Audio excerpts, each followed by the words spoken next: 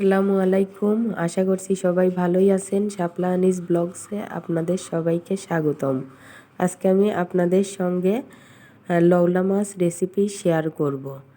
এই জন্য আমি মাছটাকে সুন্দর করে ধুয়ে হলুদের গুঁড়া, মরিচের গুঁড়া, লবণ এগুলো দিয়ে মেখে নেব। তারপরে একটা ফ্রাই প্যান বসিয়ে তেল দিয়ে দেব। তেলটা গরম হওয়ার পরে মাছটা একে একে দিয়ে দেব। আমি আজকে মাছটাকে শুধু পেঁয়াজ দিয়ে ভুনা করব দেখে মাছটা একটু কড়া করে ভেজে নিব। তাছাড়া যেদিন সবজি দিয়ে রান্না করি সেদিন হালকা ভাজা ভেজে নেই। কিন্তু পেঁয়াজ দিয়ে রান্না করতে গেলে মাছটাকে একটু কড়া করেই ভাজতে হয়, যাতে মাছটা খেতে বেশি ভালো লাগে। আজকে আমার মাছটা পেঁয়াজ দিয়ে ভুনা করার কারণ হলো, আমি বাবার বাড়ির থেকে এসে ফ্রিজ খুলেই দেখি কোনো রকম সবজি নেই। তখন ভাবলাম পেঁয়াজ দিয়েই ভুনা করি। তো সবজি যখন নেই আর কি করার, খাবার তো খেতেই হবে। এই জন্য রাতের খাবার খাওয়ার জন্য শুধু মাছটা পেঁয়াজ দিয়ে ভুনা করে নিলাম। আজকের রান্নাটা আমি খুব তাড়াহুড়া করে করতেছি, কারণ বাড়ি থেকে এসে দেখি ঘরের যে অবস্থা, ঘর গোছাতেই আমার অনেক সময় লেগে গেছে। ওদিকে আমার ছেলেটাও অনেক কান্না শুরু করছে, আম্মু আমি ঘুমাবো, কারণ ও সারাদিন কোনো ঘুমায়নি। ও সন্ধ্যা হবে কি না হবে ঘুমিয়ে যাবে। তো এত বড় একটা রাত, ছেলেকে তো খাওয়াই শুয়ে দিতে হবে, এই জন্য রান্না করতে চলে আসলাম।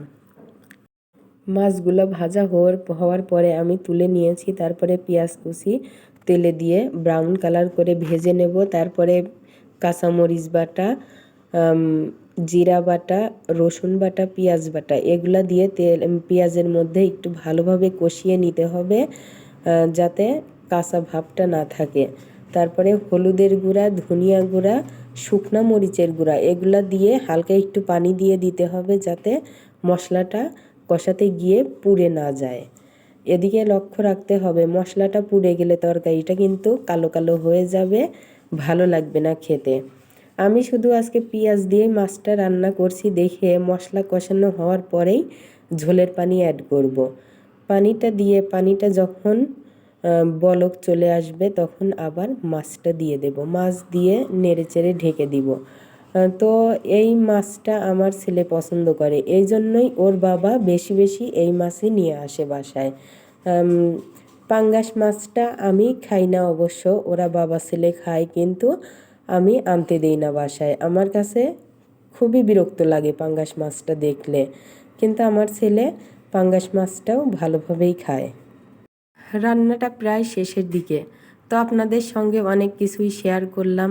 আপনাদের যদি আমার এই ভিডিওটা একটু ভালো লাগে তাহলে আপনারা সবাই লাইক, কমেন্ট, শেয়ার দিতে ভুলবেন না। সবাই ভালো থাকবেন। আসসালামু আলাইকুম।